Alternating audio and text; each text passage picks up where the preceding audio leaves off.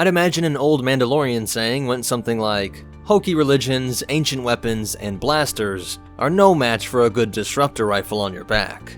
What's up, Meta Nerds? This video is all about the disruptor rifle. This type of weapon has been around for a long time, and in all kinds of forms like pistols, balls of energy that could clear an entire room, and different makes and models of rifles. As you can see with the effects on the Jawa here, they disintegrate the target in a flash, leaving behind nothing but the clothing. But how exactly does that happen? Well, it is not just a really powerful blaster. The way a disruptor works is by splitting molecular bonds, separating you atom by atom. From the outside, it looks like the victim dies in an instant, but the way the weapon works was described on the Senate floor as being one of the most excruciating deaths in the galaxy. Think about how a burn feels across a relatively large part of your skin, but then imagine this happening at every location on your body, and picked up by every neuron in your entire nervous system. An overload of input that to you would make time appear slower, sort of like how a psychedelic experience or even something like a stressful event, quote-unquote, slows down time.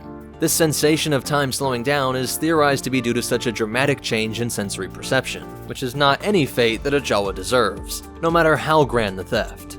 And it's this nature of these weapons that got them banned in the Imperial Senate, not just in the soft Republic times. Even the Imperial Senate, which was mostly a symbolic holdover, having no real power over Palpatine, they were able to get them taken out of the military's hands after the Imps used them on Lassan.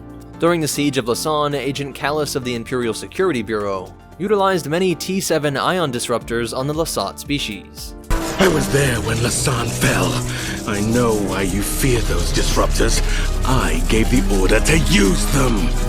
They stood no chance, and when investigators look into how these weapons worked, the Senate was horrified to learn that what they thought was the entire species had come to this excruciating end. They banned all forms of disruptor technology, though admittedly this wasn't a widespread weapon. It was really only sought out by two factions, criminal empires and the Mandalorians. The Zon Consortium found ways to manufacture them, and the Mandos actively sought out these rare and deadly weapons. It has long been known that Boba Fett utilized disruptor rifles, and this is what may have gave rise to Vader's stern instructions. No disintegration. But very interesting is that under Luke's Jedi Academy, he did allow his Jedi to use disruptor rifles in order to carry out their missions. And we can imagine that it was both in the Empire's interest to ban these powerful weapons, but also that once they fell, the supply and demand would have shot up. The Mandalorians was probably acquired while the Empire was still in power, and I wouldn't be surprised if it was a custom-made creation, especially with the working in of that shock feature. No disruptor rifles post-ban were made by large companies like Blastech or Sanblast. Instead, they were engineered and manufactured by individual clandestine operations across the galaxy.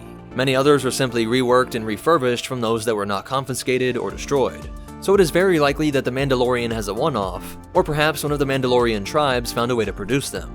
That shock tip is not seen on any other disruptors, but is a feature in things like bow rifles. When you consider the fact that the T7 ion disruptor could be used like a traditional ion weapon when disabling vehicles, it isn't too much of a stretch to think that the disruptor's ionic energy could be channeled through these veins, acting as an incredibly powerful stun weapon, something that might allow you to bring in those bounties alive. So that's it for this weapon's history, and the only behind the scenes fact is that it was based on Boba's weapon in the Christmas special, but also during the Old Republic era, the Mandalorians had the deadliest disruptor pistol in existence. It was in such demand that it cost as much as a used starfighter. And I do want to point out that some lore states that they had been long banned by the Republic as well, for thousands of years in fact. But it seems like in canon, it was the Imperial Siege of Lassan that finally got them banned totally. Perhaps we can merge these set of facts by thinking that it was always banned for civilians, but now it was deemed so evil that it was taken out of the hands of the Imperial military.